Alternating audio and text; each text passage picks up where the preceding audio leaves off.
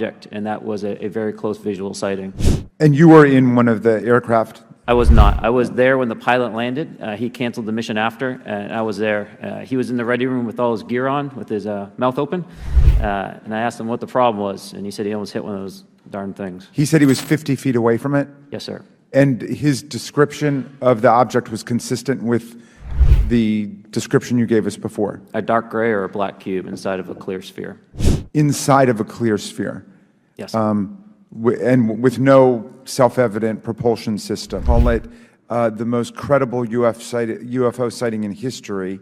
But I wonder, was this the first time that you encountered a UFO or a UAP in 2004?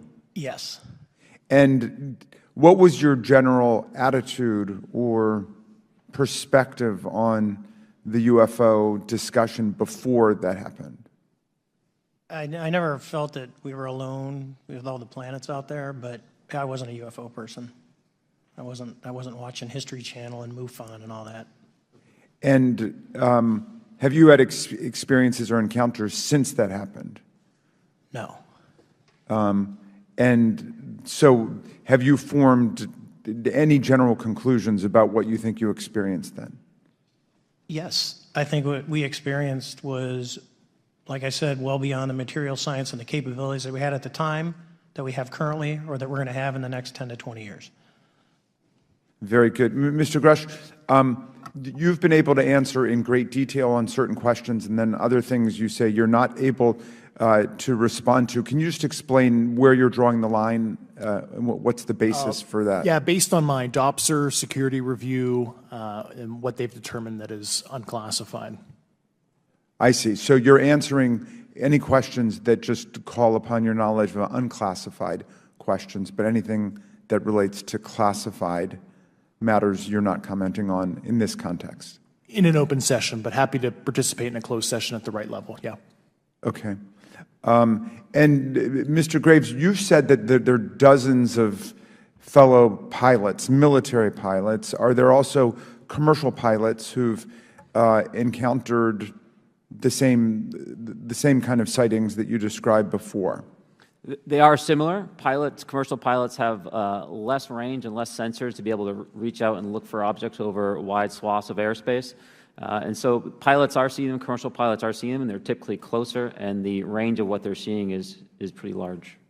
What is the most vivid, concrete sighting with the naked eye of the objects that you described before, the cube-like objects? Certainly. I think the most vivid sighting of that would have been near midair that we had at the entrance to our working area. One of these objects was completely stationary at the exact entrance to our working areas, not only geographically but also at altitude. So it was right where all the jets are going, essentially, on the eastern seaboard. The two aircraft flew within about 50 feet of the object, and that was a very close visual sighting. And you were in one of the aircraft? I was not. I was there when the pilot landed. He canceled the mission after, and I was there. He was in the ready room with all his gear on, with his mouth open, and I asked him what the problem was, and he said he almost hit one of those darn things. He said he was 50 feet away from it? Yes, sir. And his description of the object was consistent with the description you gave us before? A dark gray or a black cube inside of a clear sphere. Inside of a clear sphere? Yes. And with no self-evident propulsion system? No wings, no IR energy coming off of the vehicle, nothing tethering it to the ground, and that was primarily what we were experiencing out there. I'm over time. Thank you very much for your service, and I yield back to Mr. Chairman. Very good. Mr. Burchett.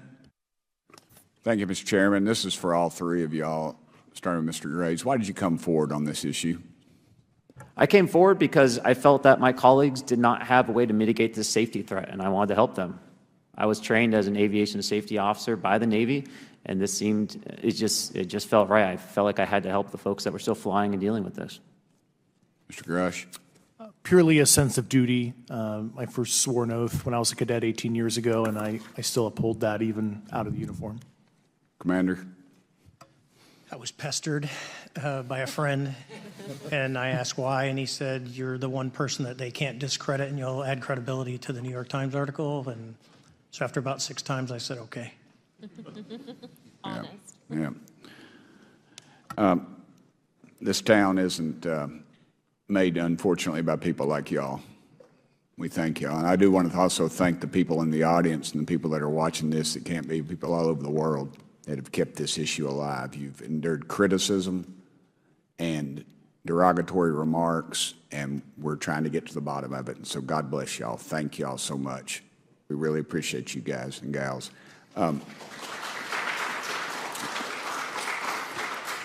That's why we need term limits. Y'all keep clapping, us politicians just keep talking. So let me ask y'all, how can the public contribute to UAP reporting, and what avenues you think are available to the public to report these sightings?